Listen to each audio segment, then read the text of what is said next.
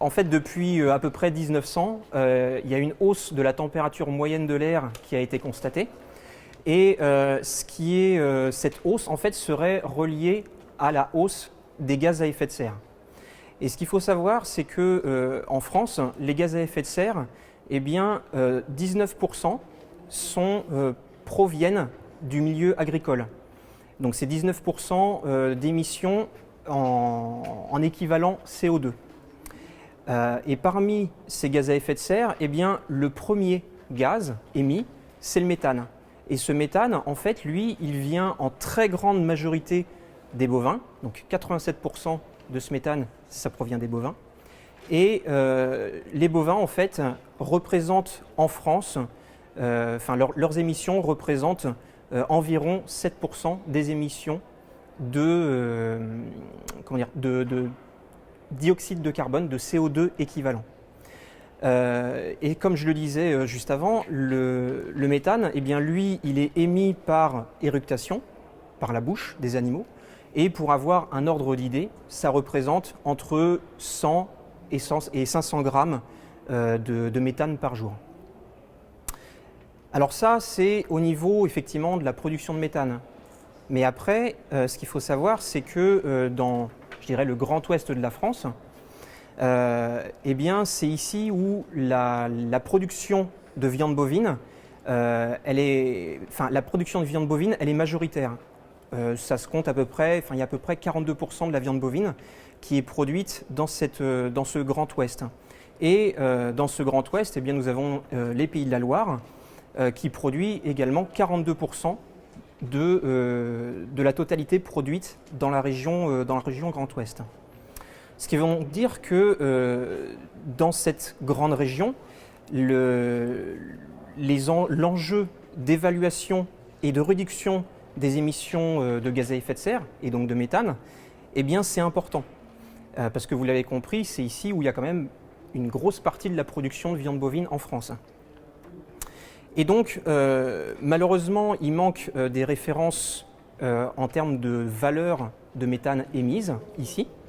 Et c'est là où, en fait, je dirais, on intervient avec cette machine, parce qu'il y a un besoin d'acquérir des références de méthane selon la catégorie de bovins allaitants, donc que ce soit des jeunes bovins, des vaches de réforme, des génisses, ou encore le type de ration, que ce soit de l'ensilage de maïs ou encore au pâturage. Et en fait, on va commencer un programme d'études avec cette machine et qui a été permis notamment avec le soutien financier du Conseil départemental de Vendée. Et donc maintenant, ce qui est intéressant de savoir, c'est comment en fait on va procéder pour arriver à acquérir ces références. Alors là, je vous ai mis deux méthodes. La première, qui est en fait la méthode de référence, qui est utilisée, qui existe depuis le début des années 1900, qui est la chambre respiratoire. C'est-à-dire que les animaux sont en fait dans une cage qui est complètement close et qui permet de collecter l'air rejeté par l'animal de façon continue. Et donc, on va mesurer effectivement cette concentration aussi bien de méthane, de CO2 ou d'autres éléments de chaque animal dans cette chambre.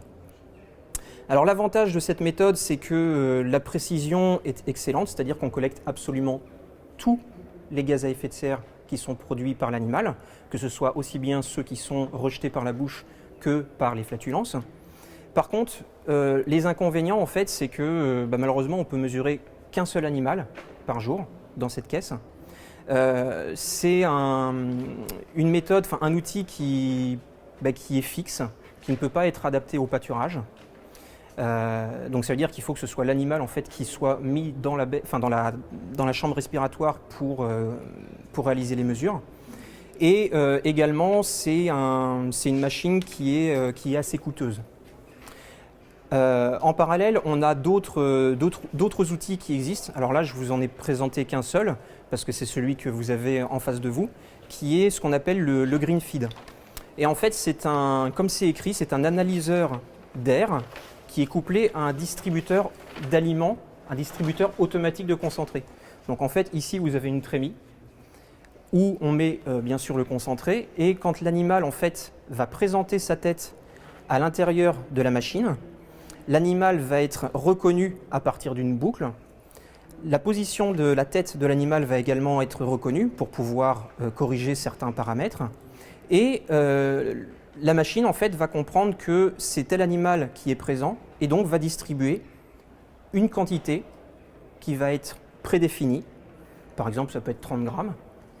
L'animal va manger, et au bout de 30 secondes, par exemple, on va redistribuer à nouveau 30 grammes.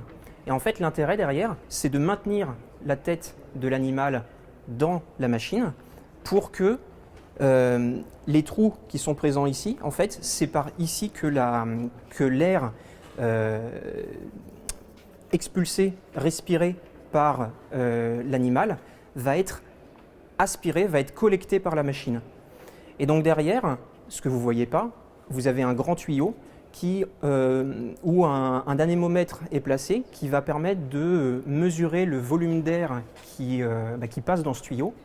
Et tout en haut, il y a un collecteur qui va permettre l'analyse des gaz émis par l'animal.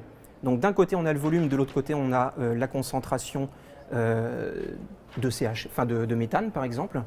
Et donc, au final, on va savoir que pour le temps que l'animal est resté, pour la visite qu'il a effectuée dans l'appareil, eh bien, il aura émis telle quantité de méthane.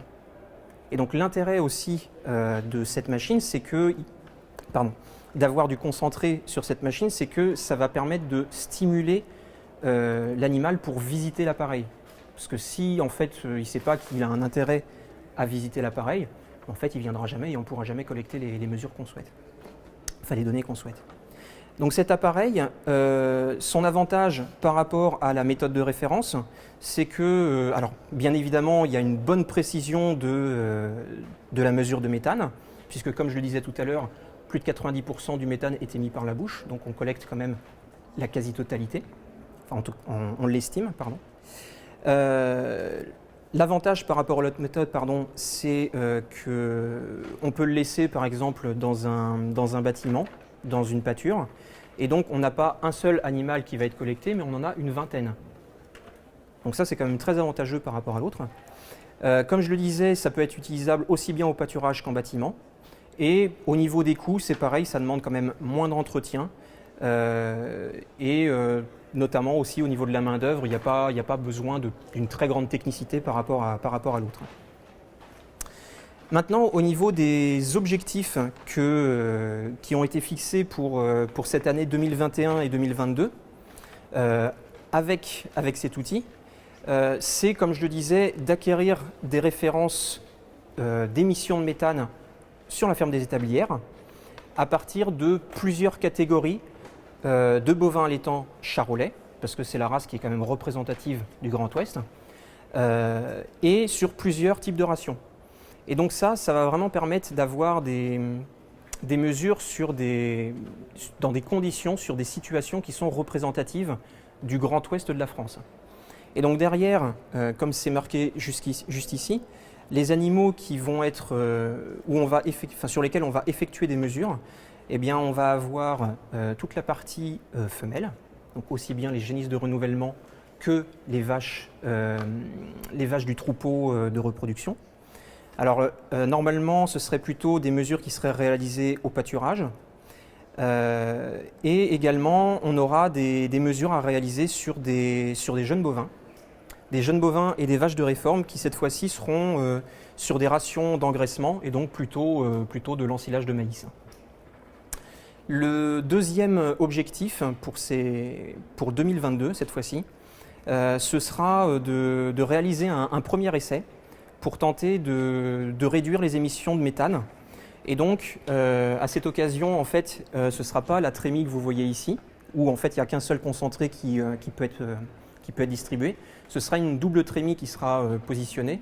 Et ce que l'on souhaite, c'est avoir un concentré où il n'y aura pas d'additifs alimentaires et un autre où il y en aura un qui permettrait, on le souhaite, de réduire les émissions de méthane.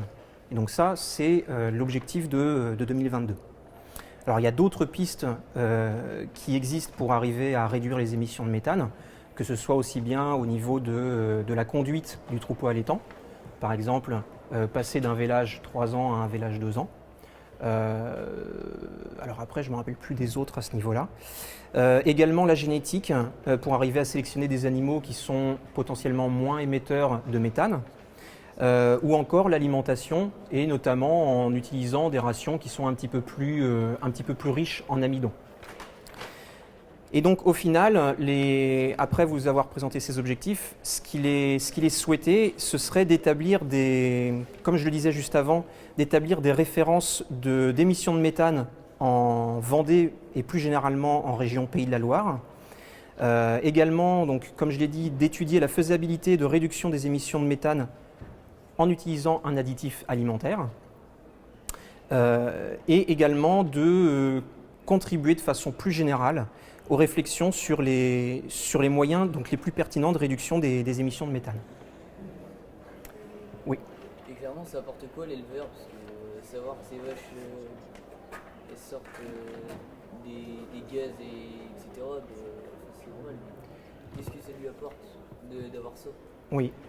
L'éleveur en tant que tel, il ne va pas être directement impacté. C'est à travers des outils comme par exemple, est-ce que ça parle le logiciel Cap2R? Pas du tout. C'est un logiciel qui permet en fait de faire un bilan de l'exploitation des émissions de gaz à effet de serre. Et derrière ça, par exemple, il y a des cahiers des charges qui s'appuient sur cet outil pour arriver à savoir si tu rentres ou pas dans le cadre du cahier des charges. Et à l'avenir, je dirais que les gaz à effet de serre pourraient être de plus en plus utilisés pour évaluer pour évaluer ce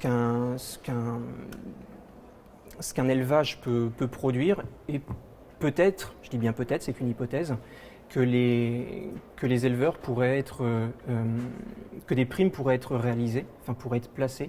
Des textes. Comment? Des textes. Oui, voilà, mais dans tous les cas, ce seraient des textes de loi pour arriver à orienter les agriculteurs vers des pratiques moins émettrices de gaz à effet de serre. Donc c'est vrai que, comme tu l'as dit, l'agriculteur, pour moi, je trouve qu'il n'est pas directement impacté. Mais indirectement, c'est possible qu'à l'avenir, on lui demande pour réduire ses émissions de gaz à effet de serre, pas de mesurer les gaz sur ces animaux, mais d'utiliser des pratiques qui permettraient de réduire ces émissions de gaz à effet de serre. D'accord. Oui. Moi j'ai plusieurs questions. La première déjà, par rapport à l'analyse, du coup, il y a quand même un biais. C'est-à-dire qu'on distribue, on va mesurer des gaz, que ce soit en volume et après la composition, en situation finalement d'alimentation du bovin. Oui.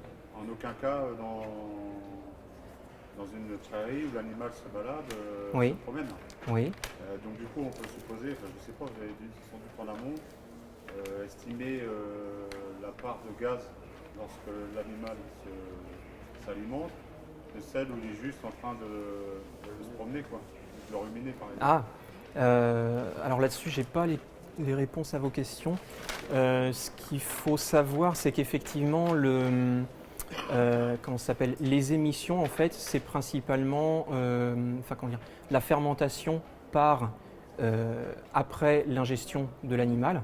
Donc effectivement, il y a une différence entre lorsque l'animal est au repos, lorsqu'il va dormir notamment, que par rapport à lorsqu'il est en train de manger. Donc effectivement, il y a des variations journalières. Et l'un des intérêts, je dirais que l'avantage par exemple de la chambre respiratoire, c'est d'avoir des mesures en continu, donc de savoir à tel moment de la journée qu'est-ce qui va être produit. Par contre, le Greenfeed, on se base sur la volonté de l'animal de visiter cet appareil. Donc c'est possible que, je dirais que si entre le moment où l'animal va ingérer et le moment où il va manger ce qu'il y a devant le râtelier, devant le cornalier, et le moment où il va visiter l'appareil, c'est possible qu'il y ait, 1 heure pour un animal et 5 heures pour l'autre. Donc on ne va pas avoir les mêmes valeurs qui vont être mesurées. Par contre, l'intérêt aussi, c'est de laisser l'appareil par exemple une vingtaine de jours, ce qui va permettre en fait de potentiellement, oui ça serait mieux, de potentiellement capter les émissions d'un animal sur un ensemble de moments.